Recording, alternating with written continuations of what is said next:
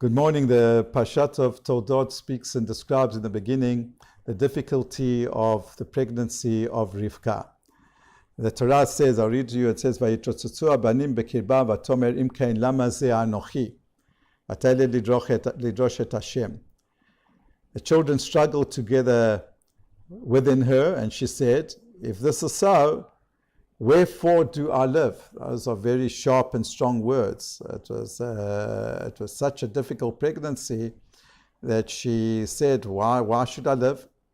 And her reaction was that she went to inquire of the Lord. She went, according to Rashi, to the Beit Midrash of Shem and Eber to find out what is the meaning of this pregnancy. Rashi, of course, says to have such a sharp reaction, why should I live?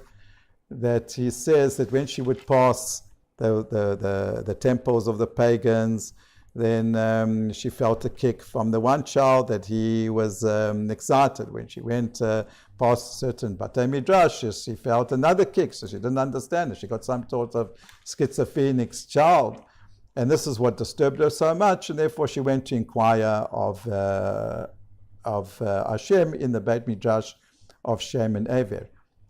And we all know the answer that Hashem said, conveyed to her through prophecy, that in fact she hasn't got one child who is half pagan and half frum, if we could call him that way, but she's got two different children. And these two different children, they're going to grow up into two totally different nations.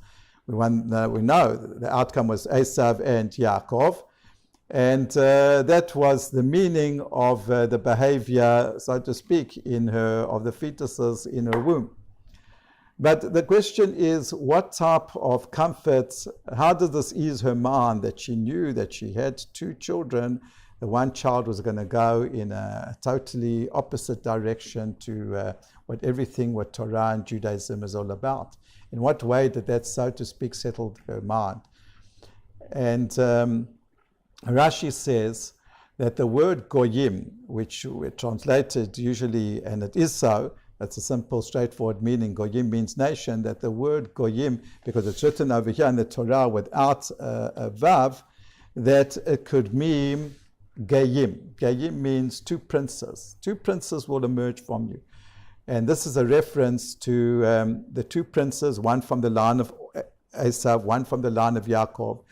And it's referring to the prince of Antoninus, who was a Roman governor in Tiberias at the time of about just after the Hadrianic persecutions, or during the time of Hadrianic persecutions, after the Great Revolt of Bar Kokhba in 935. And the prince, Yehuda Nasi, the redactor of the Mishnah, who was his contemporary. And these two Gayim, these two princes, they would get along like fine.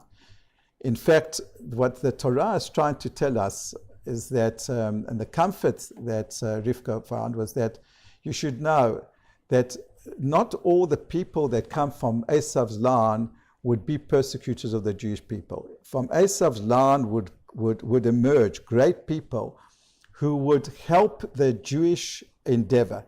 And indeed, in this window of time, this very, very short window of time, that in the tensions and the terrible persecutions that there were between the Romans and Am Yisrael, this relationship between Antoninus and Rebbe, that helped Rebbe to formulate the basis of Torah Shebaal Peh. That's when he composed and he redacted the Mishnayot. So the whole edifice of Torah Shebaal Peh was made because there was cooperation between the Prince of Rome and the Prince of the Jewish people, Rabbi Yehuda HaNasi.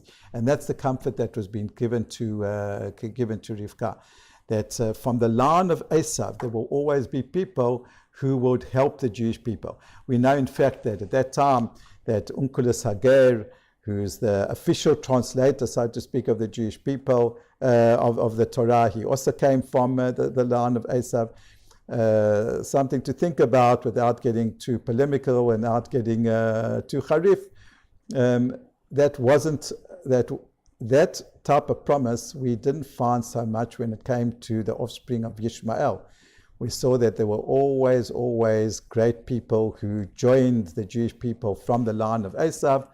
We didn't yet see as much, hopefully that it will change, great people from the line of Ishmael, which joined the Jewish people. But al kol panim, this is the comfort that Rivka got, that not only there were two nations, but these two nations, ultimately, there will be representatives from those nations which will cooperate with Am Yisrael to further the divine missions of Am Yisrael.